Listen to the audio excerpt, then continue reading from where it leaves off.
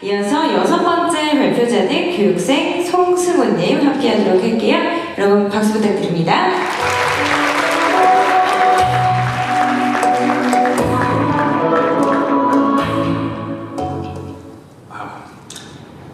엄청 떨리네요. 사람이 되게 많으니까. 저는 이제 개발자를 지망한 지 3년이 지났습니다. 근데 제가 지금도 스스로 저를 개발자라고 부르기 좀 부끄러워요.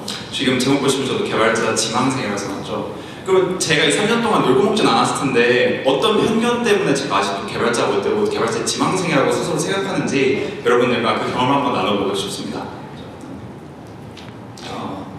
일단 제 소개 먼저 드리면요. 저는 이름은 송승훈이고 제 전공은 철학입니다. 완전 퓨어한 문과의 길을 걸었죠. 별명이 흰법사인데 왜 그러냐면 제가 완전 문과의 길을 걷다 마지막에 공대를 꺾었다고 친구들이 많게라고 놀려서 흰법사가 되는데 제가 되게 좋아해서 스스로를 흰법사라고 부르고 있습니다. 그럼 저는 어떤 고민들이 있었고 어떤 것들이 제 발전을 가로막았을까요? 세 가지가 있는데요. 첫 번째는 문과가 좋은 개발자가 될 수 있을까? 하는 의문이 있었습니다. 두 번째는 배우기만 하면 개발자가 될 수 있는 건가? 세 번째는 어떤 개발자가 되어야지? 땡땡땡, 뭐 백엔드, 프론트엔드 어떤 개발자가 되어야지? 이런 고민이 많았습니다.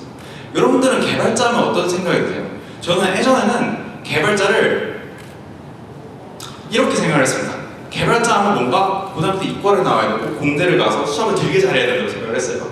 근데 저를 보니까 저는 고등학교 때 문과 나왔거든요. 그리고 인문대를 다니고 있었습니다. 게다가 이과 수업도 잘 몰라요. 그러니까 저는 개발자와 나 사이에는 큰 벽이 하나 있다고 생각을 들었어요. 그러니까 그렇게 생각을 하니까 사람이 편견에 사로잡히고 좀 엉뚱한 생각을 하나 하게 됩니다. 이 생각이 이건데요. 저를 마치 스톱트럭과 쫄병처럼 생각을 하고 저는 맞지도 않는 총을 쏩니다. 그리고 공대에 있는 프로그래머 친구들은 저 다스베이더 코드라는 엄청 큰 칼을 휘두른 그런 친구라고 봤어요. 그리고 그 사이는 넘사벽, 제가 넘을 수 없는 벽이다 생각을 하고요. 그러니까 저는 좌절합니다. 한번 실패해요. 그냥 때려칠까 생각합니다. 근데 친구가 옆에서 말을 해요. 야, 인피니티 스톤을 다 모으면 너도 개발자가 될 수 있을 거야. 야, 그럼 그게 뭔데? 내가 한번 모아볼게. 해요. 자, 그래서 모읍니다. 이 인피니티 스톤이 이거 6개였어요. 예. 가서 공대 교수님한테 가서 사정합니다. 아, 제가 철학과인데 저 수학 두개 해주세요. 다 들었습니다. 근데 개발자가 됐냐고요? 안 됐어요. 그걸 됐으면 표지가 바뀌었겠죠. 왜 안 되느냐? 건틀릿이 없었어요. 다 모았는데 이게 튕기려고 보니까 건틀릿이 없더라고요. 건틀릿이 뭐였냐? 코딩이었어요. 제가 과제는 했는데 실습을 안 했습니다. 제 프로젝트를 안 했어요. 그러니까 이게 배우기는 해도 제게 안 되는 겁니다. 그러니까 이게 배워도 쓸모가 없어요. 제가 스스로 개발자라고 말할 정도 실력이 안 나오더라고요. 이것도 다시 좌절합니다.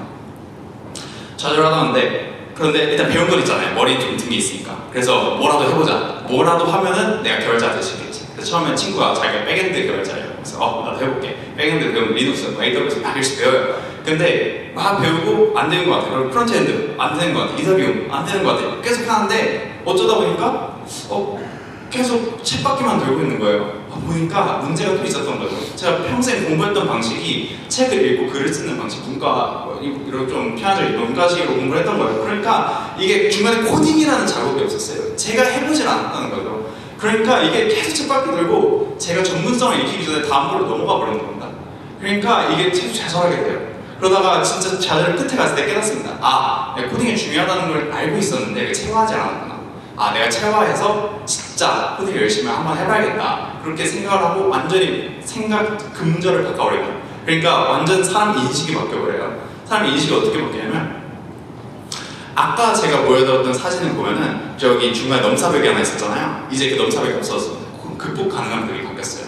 뭔 소리냐면 옛날에는 제 혈통이 다르다고 생각을 했는데 이제 혈통이 아니라 저 사람은 코딩 많이 해봤고 난 코딩 안 해봤으니까 실력 차이가 있는가 이런 생각이 듭니다. 제가 이제 갈 수 있다는 거죠. 예전에 갈 수 없다고 생각을 했었거든요. 그러니까 사람이 노력을 하게 됩니다. 도달 가능한 목표가 생겼으니까요. 마음속에 언제나 많이 해보는 것이 중요하다는 것을 마음가짐을 줬어요. 그래서 최대한 많이 해보려고 합니다. 최대한 많이 쳐보고 최대한 많이 프로젝트 해보고 사람들과 같이 문제 해결을 해보려고 노력합니다. 그러니까 살살 계속 실력이 조금씩 느는 게 보이더라고요. 사람이 되게 기뻐졌습니다. 게다가 이렇게 계속 열심히 자기가 하나하나 해나가다 보니까 땡땡땡 개발자에 목매지 않게 됐어요. 예전에 백엔드, 프론트엔드, 이더리움, 인공지능 무슨 개발자가 돼야지 이랬는데 이제 그런 거 없습니다. 짱짱 개발자가 될 거예요. 짱짱 개발자가 뭐냐면 기술 다큐멘트 다 던져주면 공부 조금 하고 나 만들 수 있어.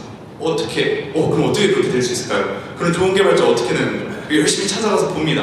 짱짱 개발자님 어떻게 되셨어요? 그 사람도 근육이 짱이에요. 코딩 근육이 어마어마하더라고요. 코딩 경력이 엄청나고 그것도 똑똑하게 코딩 모여를 많이 하셨습니다. 문제 해결을 현명하게 하는 방법으로. 저도 그래서 생각을 했죠. 그럼 나도 저 코딩 근육을 3대 500, 700 칠 수 있을 정도로 내가 무거운 태스크도 들어올릴 수 있을 정도로 키워야겠다. 그래서 저도 여기 49석으로 여러분들과 함께 코딩 근육을 키우려고 이렇게 왔습니다. 그럼 제가 이렇게 문과로서 겪었던 그런 편견들과 오해들을 한번 소개해드렸었는데요. 재밌게 들어줬으면 좋겠습니다. 감사합니다.